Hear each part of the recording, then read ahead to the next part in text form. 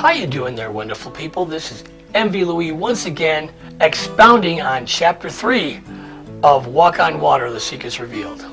In this chapter, we're going to be going through the height of the water versus the height of the boat, and how somebody can go up from the water into the boat, and that's not an easy task, and otherwise going from the boat down into the water, which is pretty easy.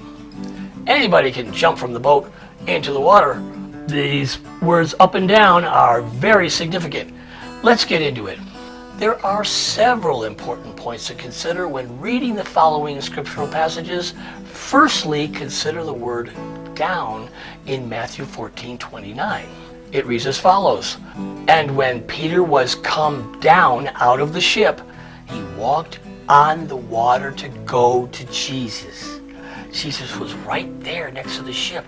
He walked on the water to go to him. Why would he want to go to Jesus? It's because when someone goes from a boat, especially a rowboat, they go down. Because when you go down from a boat, you go into the water. If you went from a boat onto the water, it would be over. Over onto, not down. And with this, we have to realize the translators had some liberty. The translators may not have understood exactly how this event took place. Therefore, they used the word walk instead of tread. And they used the word on instead of in. But in the English language, you don't even use either on or in. You just say treading. That's an interesting point that I just wanted to mention here. And we'll get into it later. But first, let's also consider the word up in Mark 6:51. It reads, "And he went up unto them into the ship." Now, if you're walking on top of a liquid surface and a boat is there, you're going to be basically level with those people in the boat. So you would basically go over. You wouldn't go up into the boat. In fact, when you go up into a boat, you're starting from this point. You're grabbing a hold of the boat and you got to lift yourself up like this to get over the boat. And if there are people in the boat, they will help you get into the boat. They will grab you and they will help your body get over. If you're really super strong, you can just go, yep! But you're still going from the water into the boat, which is up over the side. Now, a relevant question concerns the height of the boat's passengers in relation to Christ walking on the waterline. It's significant because there appears to be a discrepancy within the translation of the King James text. The boats available to Christ's disciples were little more than moderate rowboats.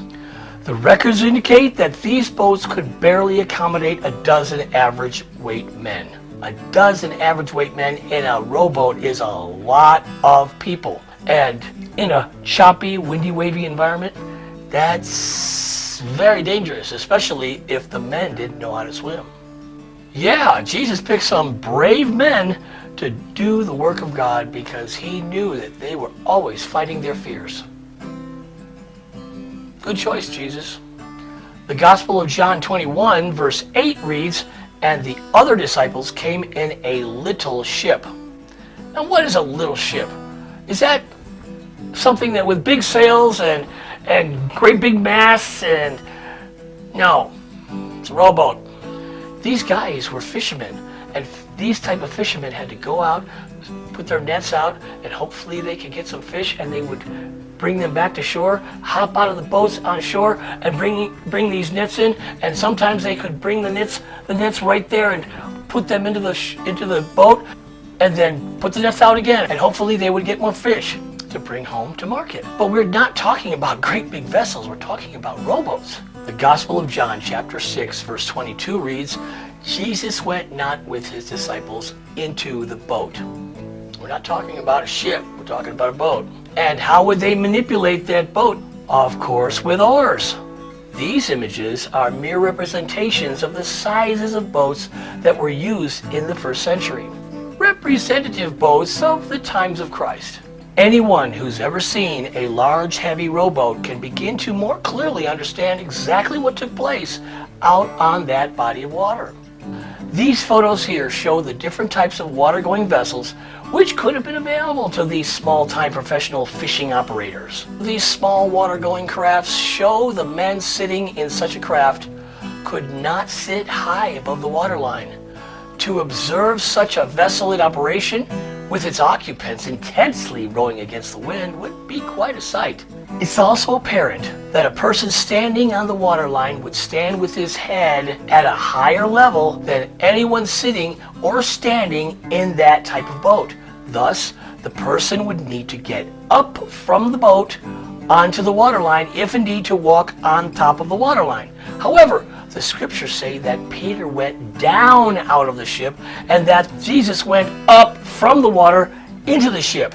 These words, up and down, in the scriptures are the first of several bits of a clear matter of direct observation which indicate Jesus must not have walked with his feet on top of the waterline, but indeed he actually swam up to the ship. In other words, Jesus did not walk on water any more than one might call treading water. Treading water. Treading water.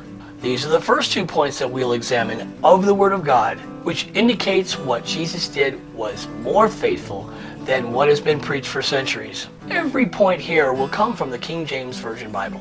We should therefore examine the scriptures more thoroughly to see how this goes deeper than mere pictures. The scriptures that we examine will illuminate points all by themselves that Jesus not only absolutely swam, but that he dared to swim when and where few others would ever consider going. This part of examining the words up and down is only the first part that we'll examine. The rest will uncover Jesus' wonderful heart and his unconditional love. Now, this new bit of insight may be somewhat disconcerting for some people. In fact, if we believed it for so long, it'll seem unbelievable.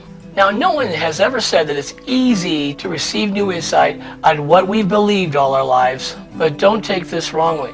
Jesus did many miracles. What this is trying to reveal to you is set forth to help distinguish between points of God working in our lives and lives working God's power through believing, and of what the opposition is.